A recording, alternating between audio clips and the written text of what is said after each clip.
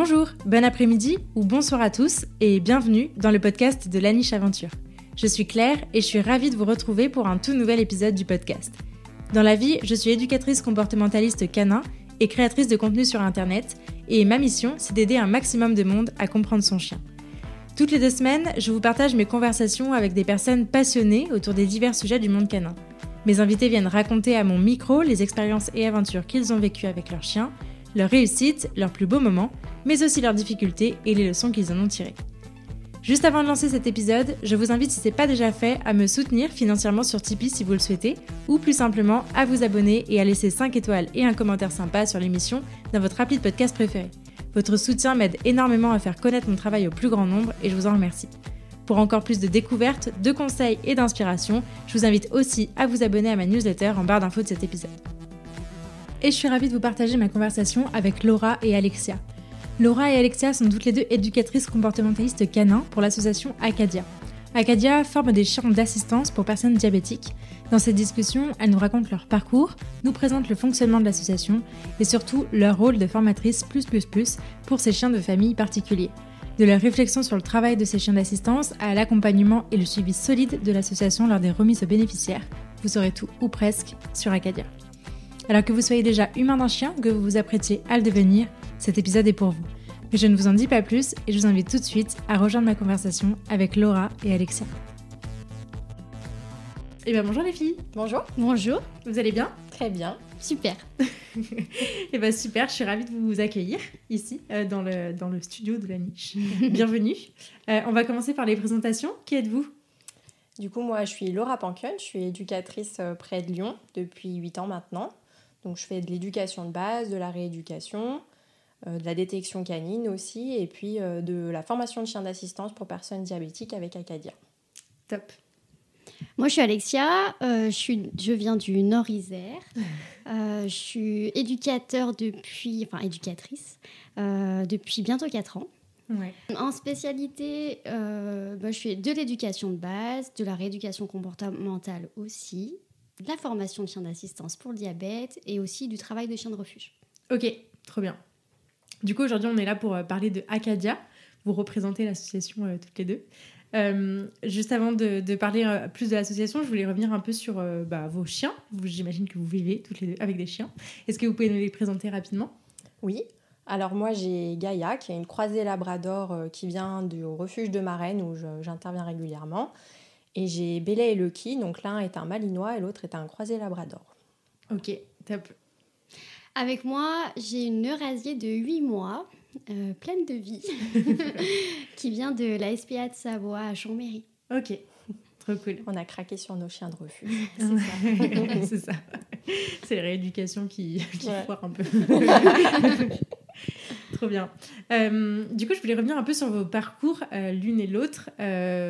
Quels sont vos parcours ? D'où est-ce que vous venez ? Comment vous êtes spécialisés ? Comment vous avez découvert Acadia ?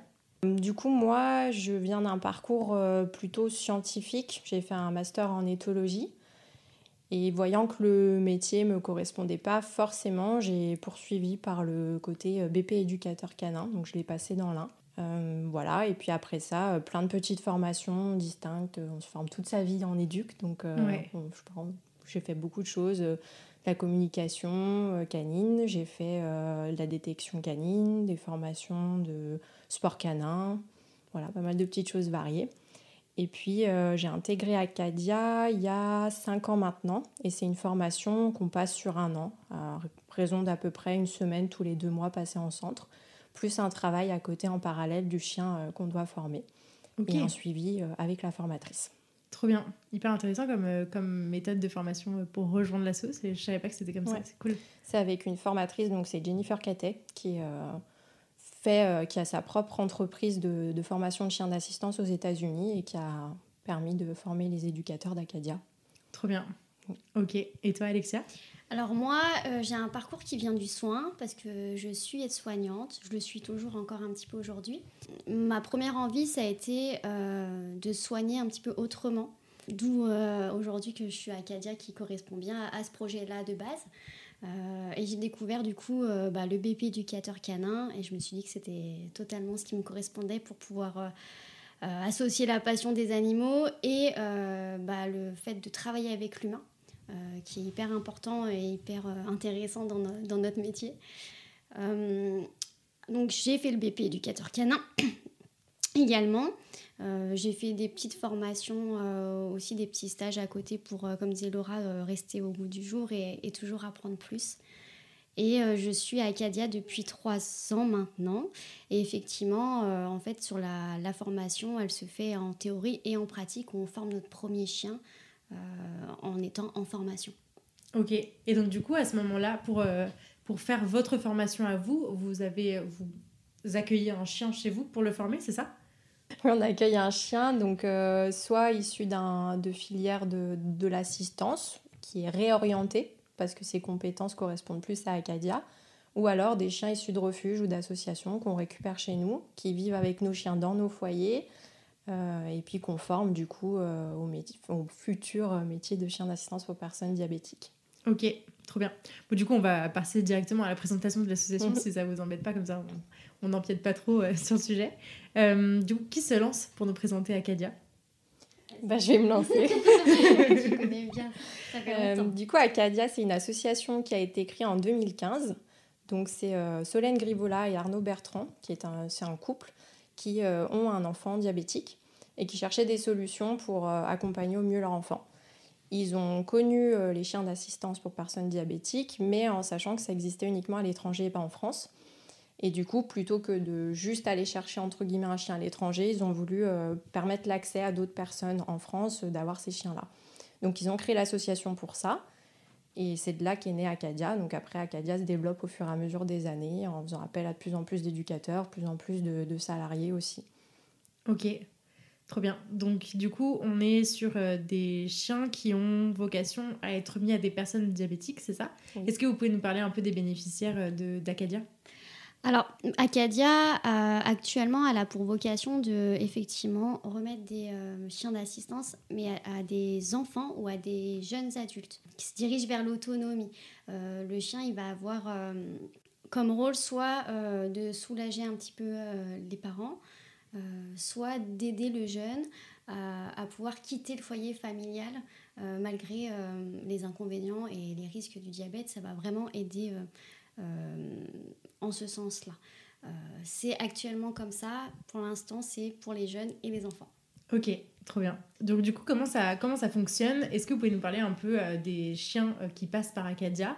D'où est-ce qu'ils viennent ? Ça a commencé, Laura, à nous dire qu'ils pouvaient venir de différents horizons. D'où est-ce qu'ils viennent ? Comment est-ce qu'ils sont sélectionnés ? Comment est-ce qu'ils sont formés ?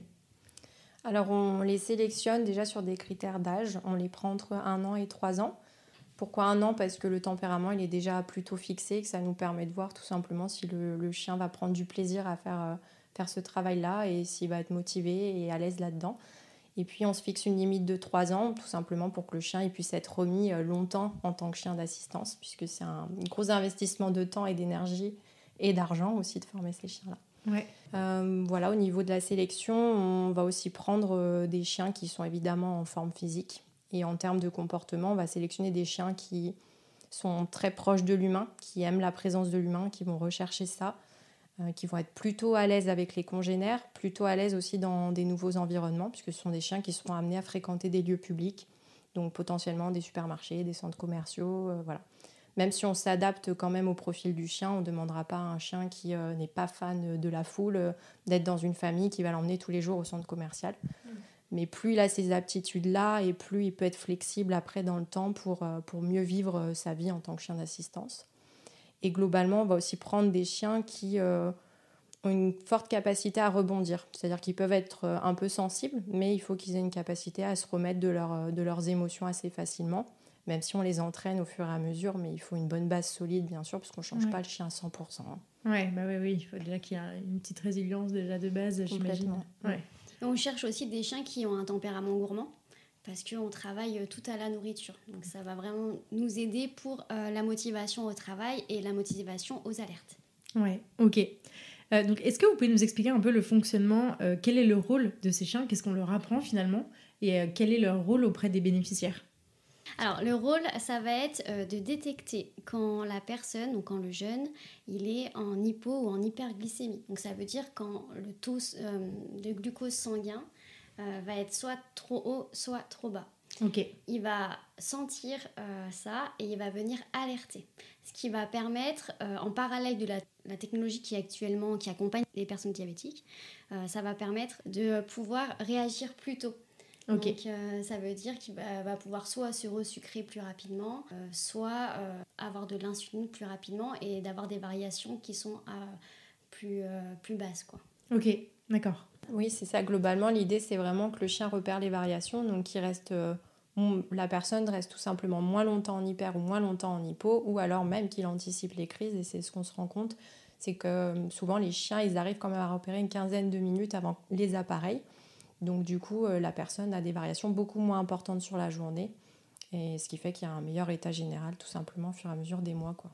Et du coup, est-ce que vous pouvez nous expliquer un peu ce que c'est que le diabète de type 1 ? C'est une maladie en fait où le pancréas ne fonctionne plus, c'est-à-dire qu'il n'est plus en capacité de produire de l'insuline pour réguler le taux de sucre par exemple. Donc on est vraiment loin un peu des clichés du diabète qui font que c'est une maladie un peu méconnue où on dit juste en gros il faut faire du sport et manger sainement. On en est très très loin. C'est des possibilités d'aller jusqu'au coma, voire ne pas se réveiller du coma et décéder. Donc c'est vraiment une maladie qui est très très lourde, qui demande une énorme gestion aux diabétiques mais aussi à l'entourage. Donc c'est vraiment une maladie où finalement les conséquences sont méconnues et elles sont particulièrement lourdes de conséquences par contre pour tout le foyer. Et c'est une maladie dont on ne guérit pas aujourd'hui. Oui. Ok. Ouais, c'est important. Voilà. Il y a la technologie qui fait que ça, c'est de mieux en mieux aiguillé, guidé et encadré, mais effectivement, on n'en guérit pas, quoi. Ok. C'est hyper intéressant déjà sur le sur le format, enfin se rendre compte déjà de ça, de cette capacité-là, je trouve ça fou, c'est super. Et c'est cool de se dire qu'on peut former des chiens et pas forcément que des chiens sélectionnés pour l'assistance à la base.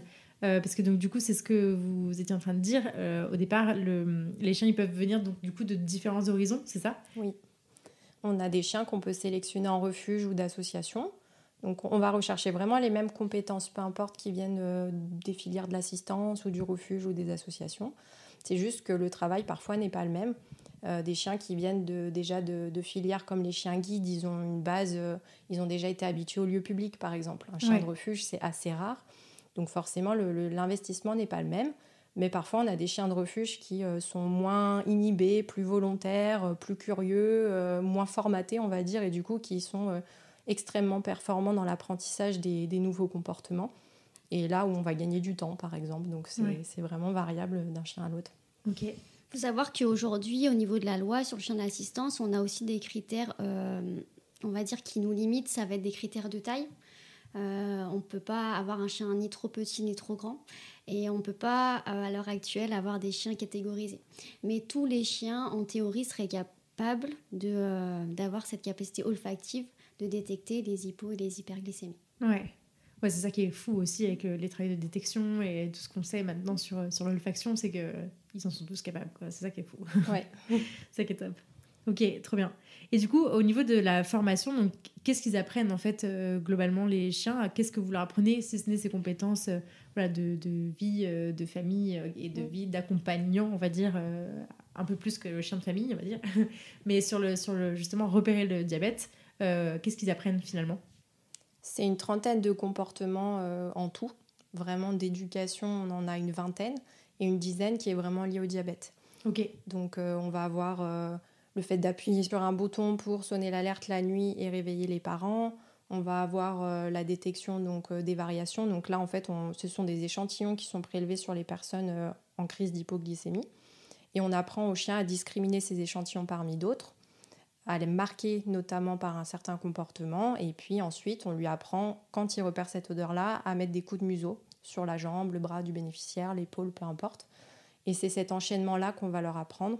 L'odeur est suivie d'un, ce qu'on appelle nous un poke, les coups de museau, et éventuellement le bouton, c'est-à-dire que dans le pire des cas, si par exemple la personne ne se réveille pas à cause d'une crise trop importante, le bouton permet d'alerter quelqu'un d'autre. Puisque faut dire que le diabète est encore un peu méconnu, mais c'est pas seulement une question d'alimentation ou autre. En tout cas, pas celui sur lequel on travaille, qui est un diabète de type 1. Ouais, ok. En termes de chiffres, j'ai pas trop idée du nombre que ça représente de personnes qui pourraient être concernées par ça. Et en termes de remise de chiens dans des familles à des bénéficiaires, ça représente quoi, du coup, ce que vous faites ? On a à peu près une centaine là, de dossiers en attente. On en reçoit tous les ans.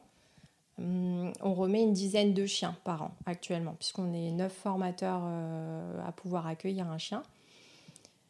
Donc voilà, c'est le rythme que l'association s'est fixé. On aimerait techniquement pouvoir en remettre plus, mais comme les chiens sont aussi au domicile, c'est compliqué. On a tous des chiens, donc c'est ça qui va aussi nous limiter un petit peu. Ouais. Et puis, c'est aussi qu'aujourd'hui, la loi, elle encadre la remise de chiens d'assistance. C'est pas comme aux États-Unis où le chien il peut être vendu. Nous, en France, il est forcément donné. Donc, l'association, elle ne vit que par des dons et des mécénats. Et sachant que former un chien, ça coûte cher. Et c'est ce qui limite aussi aujourd'hui le nombre de chiens qu'on remet. Ok, bah oui, j'imagine que c'est très limité par ça, ouais. Et vous, quand vous accueillez des chiens chez vous pour les former, il reste combien de temps en moyenne ? C'est entre 5 mois dans le cas où c'est vraiment le plus rapide, jusqu'à 10 mois en général. Waouh, ah, c'est chouette. Émotionnellement, ça va être intense aussi, j'imagine, oui, de faire ce travail. Ouais, oui, parce que c'est un accueil, mine de rien, d'un nouvel être qui prend de la place, qui a son tempérament, qu'il faut intégrer au foyer, auquel on s'attache, où on projette aussi le meilleur placement possible. Donc tout ça en faisant en sorte que les bénéficiaires soient le plus contents possible aussi de la relation qu'ils vont créer. Donc c'est assez riche émotionnellement, Acadia, oui. Ouais. Ok, je vois. Est-ce que vous voulez nous présenter peut-être un chien en particulier que vous avez formé, qui vous a marqué ou qui pourrait illustrer un peu ce travail-là ? Oui. Après, ils nous ont tous un peu marqués à leur manière parce qu'ils ont tous des tempéraments qui leur sont propres et on a vraiment tous des expériences avec eux vraiment différentes. Pour ma part, je vais parler du coup de Kaline parce que c'est une chienne qui a été sélectionnée en refuge du coup dans le 42. C'était le refuge de Saint-Pal. Donc c'est une bénévole qui avait repéré cette chienne et qui connaissait un petit peu le fonctionnement d'Acadia et qui avait décidé de nous présenter son profil. Du coup, ça s'est passé par une série de tests où je suis passée au refuge, où j'ai regardé un petit peu sa capacité à apprendre, son relationnel à l'humain, son relationnel aux congénères. Voilà, donc c'est des tests qui sont assez poussés. Ce qu'on fait, ça dure assez longtemps. Et puis elle s'est montrée très motivée, très désireuse d'apprendre. Voilà. C'est une chienne que j'ai gardée du coup quasiment 1 an. Jeune chienne, c'était une croisée berger. Donc croisée berger d'1 an, donc forcément avec ce qui s'ensuit, donc un peu immature, excitable, envie de tout apprendre, tout découvrir. Donc c'est une chienne qui a nécessité un peu plus de temps de travail, mais je peux pas dire en termes d'apprentissage parce que c'est vraiment une chienne qui apprend très très vite. Mais par contre, elle avait juste besoin de découvrir plein de choses. Le passé était aussi inconnu, donc voilà, il fallait investir du temps en tout cas sur elle. Et elle a été remise du coup à une jeune adulte qui est dans la vingtaine, qui est sportive, dynamique, et voilà, on a fait en sorte que le binôme colle le mieux possible. Trop bien. Ça doit être hyper difficile de choisir, en connaissant aussi bien le chien, parce que c'est vrai que quand, sur le travail des refuges ou des associations, c'est vrai que ils ont une connaissance limitée du chien finalement et de la famille, donc c'est faire matcher sur des trucs qui sont pas très très connus, alors que là du coup tu connais vraiment très bien le chien et donc tu as une idée très précise de la famille derrière, quoi. C'est vraiment le point qui nous a fait nous aussi vraiment intégrer Acadia en étant ravis, parce que les chiens on les connaît très bien. Ouais. Et il y a aussi le fait que le chien soit pas en boxe et partage la vie quotidienne, c'est déjà un super plus, mais aussi on les connaît très bien et du coup on peut sélectionner au maximum une vie qui leur fera plaisir et qui leur correspondra le mieux possible. Ouais, carrément. Ce qui est aussi le cas en cas de réorientation ou quand on a des chiens, on se rend compte que la vie de chien d'assistance n'est pas faite pour eux, ils y prendront pas plaisir. Cette notion, elle est importante pour nous. Le fait que le chien il ait été chez un éducateur pendant tant de temps, ça permet aussi un replacement qui est pertinent, parce qu'on connaît très bien les chiens et on les connaît aussi de notre regard professionnel et personnel, quoi. Ouais. Ah, c'est chouette. Ok, et toi Alexa, du coup, tu as un chien à nous présenter. Moi, je vais vous présenter Ragnar, que j'ai en ce moment. Donc, ça fait un peu plus d'un mois qu'il est à la maison. C'est un labrador de 2 ans et demi qui est réorienté. Donc, lui, pour le coup, des chiens guides de Paris, de l'école des chiens guides de Paris. Ok. Son motif de réforme, c'est un chien qui a une podosensibilité au niveau de tout ce qui est plaques de travaux ou plaques d'égout et qui du coup, plutôt que de traverser, contournait. Et ce qui n'est pas possible quand on accompagne un non-voyant. On ne peut pas l'emmener sur la route pour éviter une plaque. Et par contre, sur le reste, il était quasiment en fin de cursus. Donc c'est un chien qui correspond vraiment aux critères qu'on cherche, nous, pour l'association Acadia. Voilà, donc c'est un labrador, donc même s'il a 2 ans et demi, c'est un gros bébé, assez juvénile, plutôt calme et posé, qui se fatigue assez vite. Donc là, pour le coup, l'enjeu, ça va être aussi de travailler un petit peu son endurance, qui est très motivé au travail et qui là, pour l'instant, en un mois, c'est vraiment la phase où on le laisse découvrir un petit peu ce nouvel environnement qui est mon foyer, mon environnement. Et un petit peu prendre confiance. Et on commence tout juste le travail. Donc c'est une période qui est assez intéressante parce qu'on découvre un petit peu ces chiens qui des fois sortent un petit peu de leur coquille, quoi. Ouais. Donc c'est chouette. Ce que je trouve cool dans la mission d'Acadia, c'est effectivement de prendre des chiens qui ont soit pas eu de chance, soit qui n'ont pas encore connu de cellules familiales comme nos chiens de famille et qui sont destinés à en intégrer une après pour le restant de leur vie. Et ça, je trouve ça chouette. D'ailleurs, est-ce qu'ils restent jusqu'à la fin de leur vie dans leur famille ? Oui, c'est le but. Alors après, nous, l'association étant relativement jeune, on n'a pas encore de chiens retraités. Ouais, ok. Mais par contre, c'est le but. C'est-à-dire qu'en gros, les chiens sont au nom de l'association toute leur vie, histoire que Acadia, quoi qu'il arrive, elle contrôle, entre guillemets, de la situation. Ouais. Par contre, arrivé l'âge de la retraite, le bénéficiaire adopte le chien et il va jusqu'au bout avec lui. C'est le but. Ok. Et donc, du coup, ça transitionne parfaitement, j'avais prévu ça, Super.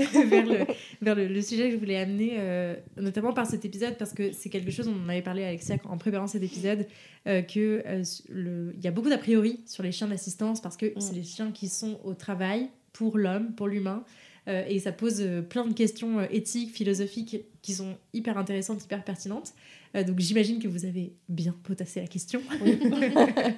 Et du coup, effectivement, quand tu soulignes le fait que les chiens peuvent arriver à un moment donné à l'âge de la retraite, ça sous-entend qu'ils ont travaillé avant. Dans quelle mesure ces chiens sont au travail ou pas dans leur mission quotidienne d'accompagner un bénéficiaire ?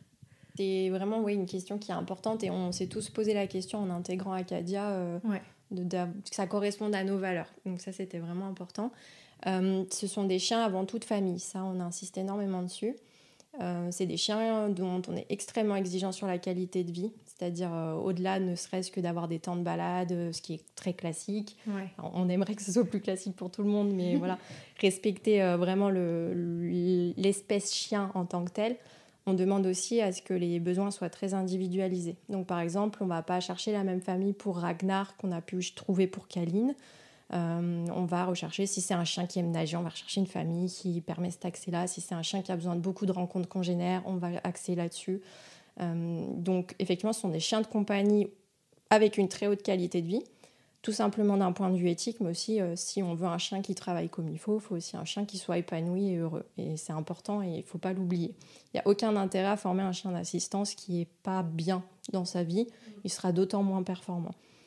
Donc il y a cette partie-là et il y a une partie qui est exigeante quand même pour les chiens et qu'il faut souligner, c'est que le fait qu'ils soient en permanence avec une personne diabétique, ça veut dire que l'odeur est susceptible d'apparaître à n'importe quel moment, l'odeur qui derrière va entraîner un comportement d'alerte.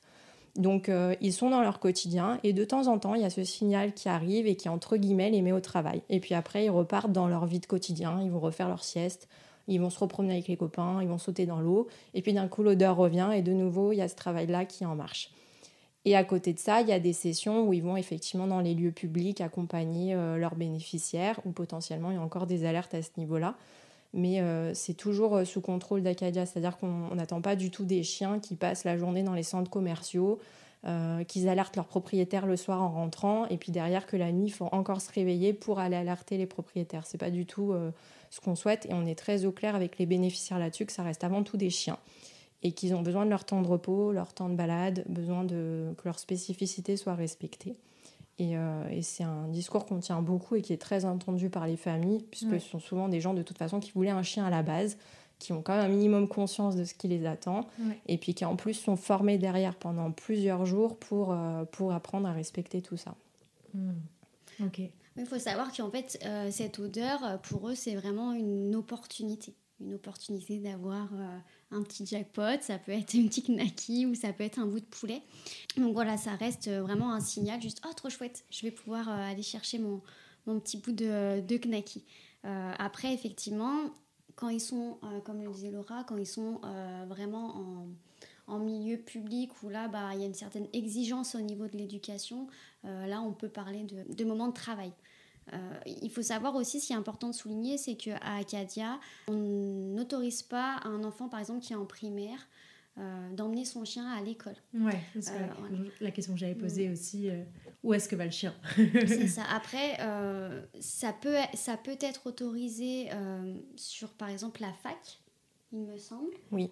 Potentiellement... à partir de 16 ans, si le jeune est suffisamment mature pour conduire son chien et que le chien a le tempérament, il peut commencer à l'accompagner sur les temps scolaires. Okay. Mais en dessous, c'est pas pertinent. Et du coup, le chien, il est à la maison, dans son quotidien, avec parfois les parents qui sont présents, les frères et sœurs. Voilà. C'est aussi des temps de repos que les chiens ont.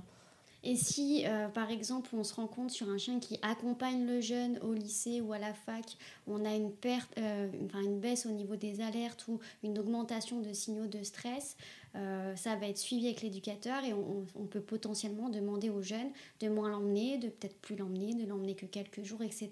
Pour rester sur ce sujet du chien qui serait au travail ou pas, se pose la question de à quel point le chien est en alerte en fait, pour faire son travail ou pas, ou est-ce qu'il arrive à décrocher et passer dans sa vie de famille.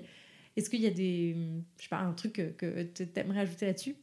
Alors, en fait, faut se dire que c'est vraiment une occasion pour lui. Donc, c'est par exemple, si moi, personnellement, je suis fan de raclette, j'adore l'hiver pour ça. C'est comme si, alors quand on sort l'appareil à raclette, je suis ravie, je suis trop contente. Donc, c'est un peu la même chose, mais pour autant, je suis pas toute ma vie en alerte. Quand est-ce qu'on sort l'appareil à raclette? Quand est-ce qu'on sort l'appareil à raclette? Donc, tu l'attends pas devant le placard? Non, je t'assure que non. Mais du coup, l'idée, c'est ça, ils vont être contents quand ils vont sentir l'odeur parce que pour eux c'est une occasion. Pour autant ils sont pas focus là-dessus, à réfléchir là-dessus toute la journée. Quand est-ce que ça va sentir? Ouais. Donc les chiens ne sont pas affamés, donc et comme on disait, ils ont des besoins qui sont remplis, donc il n'y a pas d'obsession là-dessus. Pour eux c'est vraiment juste une occasion. Donc à partir de là, je pense pas qu'il soit en éveil de travail là-dessus. Comme on le disait, vraiment le chien qui va être concentré au travail, ça va être plus lors des accès au lieu public où on lui demande une certaine rigueur, de rester bien au pied, de prendre pas trop de place, de rester concentré. Ouais, mais c'est intéressant parce qu'en fait cette question elle peut même se poser, là elle se pose dans le cadre là parce qu'on considère que le chien... on dit que le chien est au travail, mais en soi, n'importe quel chien éduqué en méthode positive avec de la knacki, on pourrait se poser la question, tu vois, à quel moment est-ce qu'il attend sa knacki toute la journée, ou est-ce qu'en fait, c'est juste des occasions, tel comportement entraîne telle récompense. C'est une question très intéressante dont on pourrait parler à des heures. Tout à fait. Trop bien, merci beaucoup. Et du coup, je voulais revenir sur une question intéressante qui était l'accompagnement, comment Acadia accompagne une fois la remise faite. J'imagine que le chien n'est pas laissé comme ça avec la famille et débrouillez-vous, salut. Non. On se revoit un jour. Comment ça se passe l'accompagnement? Comment se passe l'accompagnement? Comment se passe la remise? J'imagine que vous êtes impliqué sur l'avant-remise sur l'aspect formation, mais j'imagine que vous suivez aussi l'après. Comment ça se passe? L'éducateur référent, il suit son chien au minimum 6 mois avec son binôme. Ok. Donc là, c'est vraiment du temps de présentiel s'il faut, c'est-à-dire qu'on est amené à se déplacer. Sinon, c'est au minimum des suivis Skype avec des suivis de séances d'entraînement, un point sur comment chacun se sent, comment le chien évolue, les sorties qu'ils ont pu faire, les activités qu'ils partagent ensemble. Et ce suivi-là, il est maintenu autant de temps qu'il est nécessaire, Si le binôme il avance très bien, qu'il n'y a pas de grosses difficultés, on a une éducatrice référente qui prend le relais et qui, elle, s'occupe de tout ce qui est suivi après les 6 mois. Et du coup, forcément, le binôme roule mieux, donc les suivis sont moins exigeants, moins réguliers.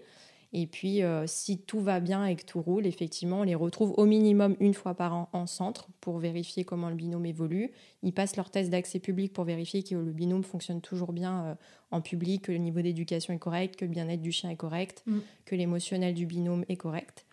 Et c'est au minimum, du coup, une journée par an, après la première année. Ok. Et du coup, je crois à la remise, il y a aussi un temps de stage, de formation pour les bénéficiaires. La remise, elle dure 10 jours. Alors, c'est 10 jours très intenses pour tout le monde. Et sur ces 10 jours-là, effectivement, donc on va accompagner les familles sur la découverte et comment maintenir ces 30 comportements dont on parlait, que ce soit de l'éducation ou de l'alerte. Et ça va être aussi des petits ateliers qui vont sensibiliser et informer les bénéficiaires sur les besoins du chien, les besoins fondamentaux, la communication canine, aussi la prévention morsure.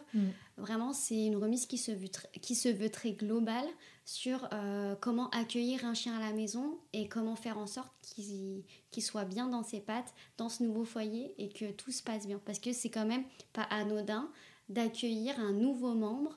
C'est des chiens où il y a beaucoup d'attentes aussi qui sont souvent mis dessus. Donc, c'est tout ça à gérer et à accompagner au mieux ces nouvelles familles formées entre poilus et bipèdes sur ces 10 jours-là. Ok, trop bien.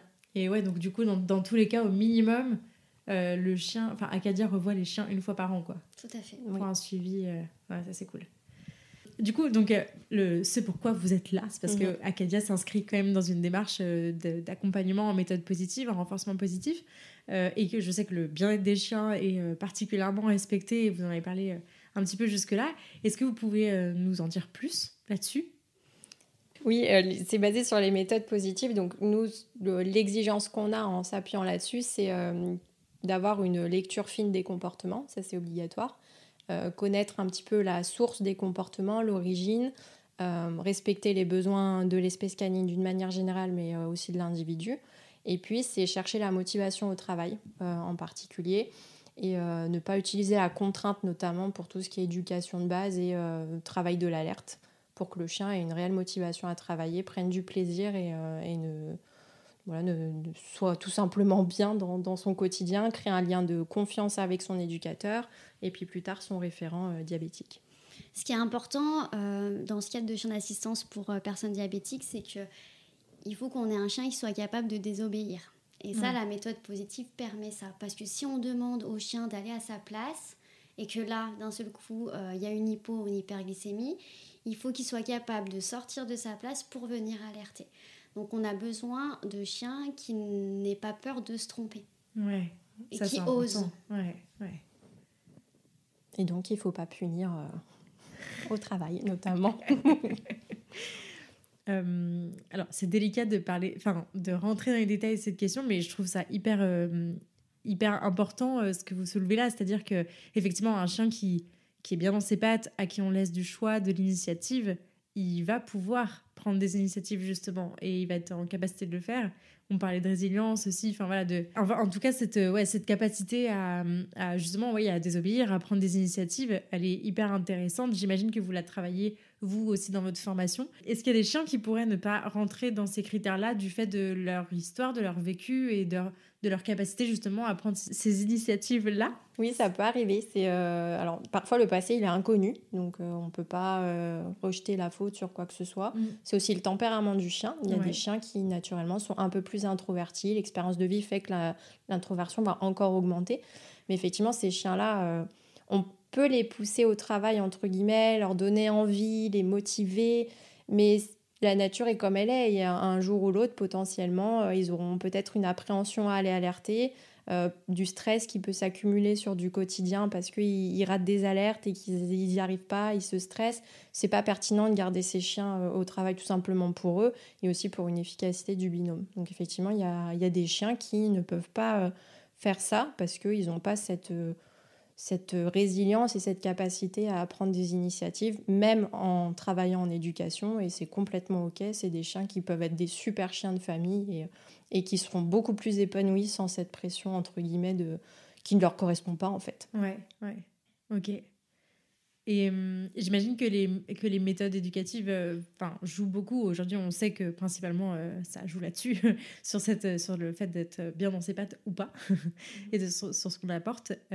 J'imagine, est-ce que vous avez déjà rencontré des chiens que vous avez commencé à former et sur lesquels vous vous êtes rendu compte que ça marcherait pas pour ces raisons-là? Oui, c'est arrivé. Alors, pas tous les éducateurs, mais certains, oui, ont déjà eu des chiens où, effectivement, au bout de 2-3 mois, même en offrant une belle qualité de vie et tout ce qui va avec, le chien, il n'a juste pas envie, en fait. Ça ne lui plaît pas, ça lui demande trop d'efforts, trop de prise d'initiative et ça ne lui correspond pas. Donc, effectivement, ça nous est déjà arrivé. Et d'ailleurs, j'ai en tête un chien qui a travaillé un moment qui s'appelle Chopin, qui a été conduit par Bastien Marché pendant un moment et qui l'a super bien fait évoluer. Et ce chien, aujourd'hui, il est très, très bien placé, pas en tant que chien d'assistance, mais en tant que chien de famille.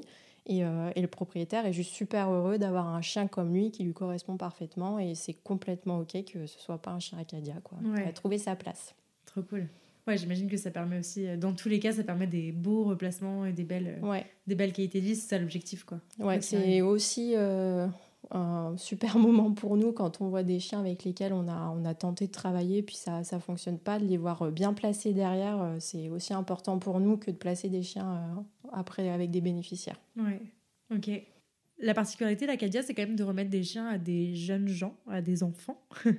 J'imagine que ça aussi, c'est délicat parce que voilà, on a tous en tête qu'un enfant va pas forcément très très bien s'occuper d'un chien et pas forcément en très bonne capacité de s'occuper d'un chien, même s'il y met toute la bonne volonté et l'amour qu'il veut. Comment ça se gère, ça? J'imagine qu'il y a un gros travail d'équipe aussi avec les parents. Comment ça se gère, ça, de votre côté? Alors, faut savoir que jusqu'à un certain âge, le chien va être remis du coup aux parents. Ouais. Donc, lors de la remise, ça va être les parents qui vont apprendre à travailler le chien, à s'en occuper. On ne peut pas mettre ce poids-là sur les épaules d'un enfant. C'est énorme. C'est une responsabilité, c'est du travail. Donc, voilà, jusqu'à un certain âge. L'âge, il n'est pas défini parce que ça va dépendre de la maturité du jeune et aussi son autonomie par rapport au diabète. On a des jeunes qui, des fois, à 13 ans, sont déjà autonomes au niveau de leur gestion de diabète et on a des jeunes à 16 ans, ils commencent tout juste, donc c'est vraiment après du cas par cas, mais effectivement c'est surtout les parents qu'on forme sur les jeunes enfants. L'enfant, il est là pour profiter juste de son chien. C'est cool. Du coup, Acadia, c'est une association qui est assez jeune. Vers quoi est-ce qu'elle tend aujourd'hui? Vers quoi elle souhaite se développer? Est-ce qu'il y a des choses nouvelles qui arriveraient? Il y a plusieurs axes de développement aujourd'hui pour Acadia. On en parlait tout à l'heure. Pour l'instant, jusqu'à maintenant, les chiens étaient essentiellement, pendant leur formation, chez des éducateurs. On essaye de développer un réseau de familles d'accueil pour soulager un petit peu les éducateurs et pouvoir former plus de chiens potentiellement. Ces familles d'accueil, elles sont formées par une éducatrice aussi référente pour pouvoir amener un confort de vie pour le chien, respecter les besoins, etc. Donc on cherche des familles d'accueil qui seraient prêtes à accueillir des chiens et à accompagner Acadia dans cette jolie vocation. Ça permettrait de répondre à plus de demandes. Comme on le disait, il y a beaucoup de dossiers en attente et on n'est que 9 formateurs aujourd'hui en France. Donc il y a cet axe-là de développer ce réseau de familles d'accueil. Il y a l'axe aussi de développer à long terme, on aimerait bien des antennes pour pouvoir avoir des éducateurs un peu plus dans toute la France. Aujourd'hui, les chiens sont remis dans toute la France. Ouais. Mais c'est vrai que l'école, elle est sur Livron-sur-Drôme. Les éducateurs sont autour, à plus ou moins 2-3 heures, pour pouvoir se rendre régulièrement à l'école pour les regroupements. Donc l'idée, ça serait de pouvoir développer toujours dans toute la France, pour toujours pouvoir former plus d'éducateurs et former plus de chiens et répondre à cette demande qui est importante. Ouais. Et donc du coup, vous êtes que 9 éducateurs formés aujourd'hui à la détection du diabète, c'est ça ? Oui. En France, en tout cas. Oui, en tout cas pour former des chiens d'assistance, donc, c'est-à-dire qui ont les accès aux lieux publics notamment. Ok. Donc si on entend, c'est un petit appel que tu passes là. Bien sûr. Donc il faut des familles d'accueil pour Acadia. Oui, Acadia recherche des familles d'accueil, donc essentiellement en Rhône-Alpes et aussi dans le sud de la France. Après, on est ouvert, vu qu'on est dans un projet d'étendre un petit peu à toute la France. Et Acadia recherche aussi des fonds, surtout ça c'est important. Comme on le disait, c'est une association qui peut vivre que par des dons et des mécénats. Donc c'est important si on veut pouvoir étendre tout ça et aider de plus en plus de jeunes et de parents et de familles de pouvoir avoir des dons. Yes, trop bien. Et du coup, ça sous-entend donc que vous avez toujours des chiens en fait chez vous en formation, quasiment? Oui, ça tourne après, quand même beaucoup, j'imagine. Ça tourne, mais après, on respecte un peu le rythme aussi de l'éducateur. Donc, il peut y avoir des temps de pause de quelques mois parce que nos projets de vie changent, parce qu'on a déjà des chiens personnels qui nous demandent aussi pas mal d'investissement. Donc voilà, après, globalement, on remet tous au minimum un chien par an. Okay. Mais si notre chien a été formé en 6 mois, par exemple, on a 6 mois un petit peu de recherche potentielle d'un autre chien. S'il s'en présente un, tant mieux. Et sinon, on patiente. Ok, très bien. Donc oui, il faut quand même être prêt, vous en tant qu'éducateur, parce que j'imagine que Acadia recherche aussi des éducateurs, ou pas? Alors ce sera surtout sur des futures antennes, parce que là actuellement on est 9 sur le même secteur, donc on couvre quand même beaucoup de choses. Mais dans le cadre de futures antennes un petit peu dans la France, effectivement, il y aura de possibilités d'être formé et puis d'intégrer Acadia. Ok, donc ça veut dire qu'à ce moment-là, il faut quand même être prêt à accueillir un autre animal chez soi, en plus de son chien. Et, un autre animal qui potentiellement est issu de refuge et qui a son passé, sa gestion à faire. Nous, en tant qu'éduc, on peut en parler, mais on a eu tous les problèmes qu'on peut rencontrer en tant qu'adoptant. Donc, on a eu des destructions, des problèmes de solitude. Ça demande beaucoup d'aménagement. Et c'est un gros investissement en tant qu'éducateur d'avoir un nouveau chien chez soi à consacrer autant de temps, d'énergie et intégrer dans le foyer. Oui, on engage vraiment tout notre foyer. Donc, ça peut être nos partenaires, ça peut être nos autres animaux. Moi, personnellement, j'ai 4 chats. Donc, c'est sûr que des fois, on a des chiens qui sont soi-disant OK chats. On les accueille et des fois, c'est pas du tout le cas. Il faut être prêt. Alors après, on est solidaire et on a toujours des solutions. Mais il faut être prêt à accueillir ça. Et c'est vraiment un investissement au niveau du foyer, de la famille au grand complet. Ouais, c'est important de le souligner parce que effectivement, j'imagine que vous êtes un peu expert en cohabitation à vos dépens. Oui, complètement. Il faut une grande résilience aussi pour les éducateurs canins. C'est un critère de sélection. Complètement. Et au sein de la famille humaine entière aussi, il faut de la résilience aussi. C'est vrai. Des couples qui explosent. Pour beaucoup d'amour. Beaucoup d'amour. Trop bien. Ok. On peut passer à la partie conseil. Ça vous va? Qu'est-ce que vous diriez ou vous pourriez conseiller à quelqu'un qui se sentirait concerné par ce dispositif, soit en tant que bénéficiaire, soit en tant qu'éducateur, qui découvrirait la mission d'Acadia aujourd'hui à travers cet épisode? Alors, en tant que bénéficiaire, déjà, il faut savoir que pour poser un dossier, il faut passer par le site d'Acadia. Il faut aussi prendre conscience que c'est des chiens. Donc oui, c'est des chiens d'assistance, mais c'est quand même l'accueil d'un chien qui a ses besoins, qui a, comme on a dit, sa personnalité. C'est pas des chiens robots. Donc ils ont tous des émotions. Il y a des chiens qui sont dynamiques, qui prennent de la place. C'est pas des peluches. Donc faut être prêt à cette charge d'accueillir un chien à la maison. Avant tout, tout à fait. En plus, c'est des familles qui sont déjà bien fatiguées, qui ont beaucoup de responsabilités vis-à-vis de leur enfant diabétique.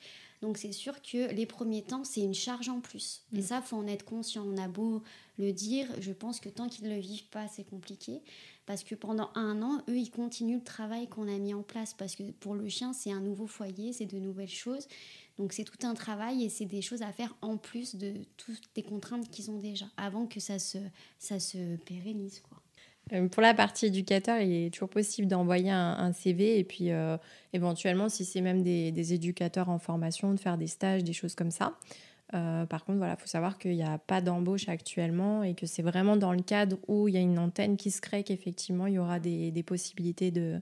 Et quand je dis embauche, ce n'est pas vraiment le cas, c'est des prestataires de services. Donc, il faut avoir son entreprise et pouvoir travailler à son compte auprès d'Acadia. Très bien. Je vais vous poser la question signature de ce podcast, la question à 100 000. Qu'est-ce que ça a du coup changé à votre vie de pouvoir rejoindre Acadia? J'ai envie de la personnaliser un peu. Moi, ça m'a vraiment permis d'allier cette casquette d'aide-soignante et d'éducateur. dans le fait de soigner autrement, qui était mon projet vraiment de base. Donc pour moi, c'est vraiment un peu la boucle bouclée. Et ça m'a permis aussi au niveau de ma pratique d'éducateur de gagner en technique. Parce que voilà, on travaille sur des comportements précis, de la précision. Et chaque chien qu'on accueille a une motivation et une réflexion qui est différente. Et des fois, moi, je sais que ça m'est arrivé sur Ritz, par exemple, de devoir sortir de nos protocoles parce que, voilà, en éducation, il n'y a pas de protocole, même si on en a. Chaque chien est différent et de pouvoir sortir de ce cadre-là pour trouver qu'est-ce qui va fonctionner avec ce chien-là. Et donc, on est en perpétuel apprentissage nous-mêmes avec des nouveaux chiens, avec des nouvelles personnalités. Et ça, c'est quelque chose de très riche pour notre pratique après professionnelle auprès aussi de nos clients, quoi. Oui, parce qu'on n'a pas parlé, mais vous êtes aussi éducateur à titre indépendant à côté d'Acadia. Donc, j'imagine que c'est une double expérience hyper intéressante. Oui, tout à fait. Il y a la partie olfaction aussi qui est super importante et intéressante à travailler. Et je trouve qu'Acadia, pour le coup, nous a ouvert tout un monde sur le flair au niveau des chiens, leur capacité qu'on soupçonne. Mais quand on est dedans et qu'on le travaille, on se rend compte à quel point c'est incroyable. Donc ça a été vraiment un super point aussi pour nous. Et c'était très enrichissant en tant qu'éduc. Et puis en tant que personne, c'est vrai que faut se remettre en question le chien qu'on a à la maison, comment le gérer, comment mieux l'accompagner, quand il faut arrêter aussi et il faut savoir le placer chez la bonne personne. Donc je pense que pour notre pratique d'éducateur, ça a été vraiment très très riche. Et puis aussi en tant qu'éduc, travailler en équipe. On est une équipe de quand même 9 éducs avec une super coordinatrice. C'est vraiment des liens forts qui se sont créés et puis on peut vraiment communiquer, travailler ensemble. S'appuyer, se remettre en question quand il faut, dire j'ai ce chien-là, qu'est-ce que t'en penses, donc ça il y a un travail collaboratif à Acadia qui est vraiment chouette et qui fait du bien en éducation canine aussi. C'est vrai que dans notre métier on est souvent tout seul.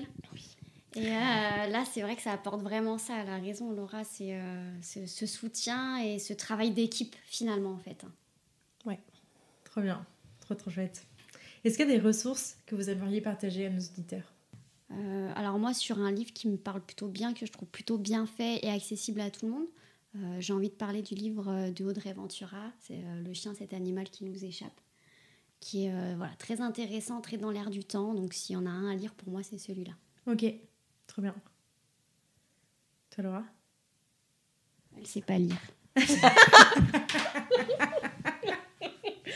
Attention, parce qu'une bonne comme ça, je peux la garder. Ouais. Tu vois, je sais cliquer, mais je sais pas lire.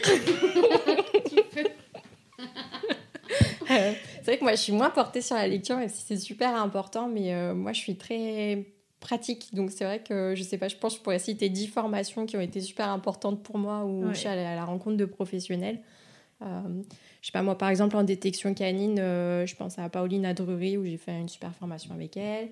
Wim de Kinder aussi, pour le coup, où j'ai fait une super formation aussi, toujours en détection canine. Donc c'est des ressources plutôt pratiques, mais ça va être ça, moi, plutôt. Ok, trop bien. Et à qui est-ce que vous passeriez le micro pour un prochain épisode ? J'ai pas de nom comme ça en tête à donner, mais je trouve que peut-être donner la parole à ceux qui travaillent en refuge, soit des agents ou des responsables de refuge, c'est un truc qui nous tient particulièrement à cœur toutes les deux, mais on voit énormément de chiens en refuge avec parfois des passés compliqués ou non connus, peu importe, mais les placements sont de plus en plus compliqués. Les gens veulent des chiens un peu clés en main alors que finalement c'est quand même délicat. Et bien qu'il y ait beaucoup de gens très très motivés en refuge à faire les choses bien, je trouve qu'il y aurait forcément autre chose à faire en plus en termes de soit de production de chiens, soit de méthode d'apprentissage, soit de placement de chiens derrière. Donc je pense que ce serait important de donner la parole à ces gens parce qu'il y a un énorme foyer de chiens aujourd'hui en France et on a beau faire des placements, il y en a toujours plus qui reviennent en refuge et on en voit difficilement le bout. Donc si à un moment il y avait quelqu'un qui avait les clés pour modifier ça, je pense que ce serait la super personne à avoir au micro. Très bien. Je vais me lancer dans cette quête. Ouais, ce serait beau. Trop bien. Ok, où est-ce qu'on peut rediriger les auditeurs qui souhaiteraient suivre vos travaux, découvrir un peu qui vous êtes de manière un peu plus individuelle, ou alors découvrir Acadia ? Mais à titre personnel, j'ai une page Facebook qui s'appelle D'une même voix éducation canine, donc D'une même voix VOIE, où je tente de mettre un petit peu de contenu régulièrement. Et puis sinon, Acadia, on peut le suivre via leur page Facebook également, où on a également une page Instagram d'ailleurs à Acadia. Donc voilà. Très bien. Et pour ma part, pareil, page Facebook, page Instagram Envie Canine, donc comme une envie canine, et également un site internet que j'essaye de tenir un petit peu à jour. Très bien. Bon, c'est noté. Et merci beaucoup à toutes les deux. C'était super. Trop bien. Merci beaucoup d'être passées là. Merci beaucoup à toi. À bientôt. Ouais. À bientôt. Salut. Merci beaucoup de vous être rejoints à ma conversation avec Laura et Alexia et de l'avoir écouté jusqu'au bout. J'espère que ce nouvel épisode vous a plu et si c'est le cas, je vous invite à en parler autour de vous et à le partager sur les réseaux sociaux en nous taguant @acadia26 et @lanicheaventure. Pour enrichir votre écoute, ne rien rater des prochaines sorties et pourquoi pas vous faire accompagner dans l'éducation de votre chien, n'hésitez pas à visiter mon site, à soutenir mon travail sur Tipeee, à vous abonner à la newsletter et à me rejoindre sur les réseaux sociaux. D'ici là, prenez soin d'eux, prenez soin de vous et je vous dis à la prochaine!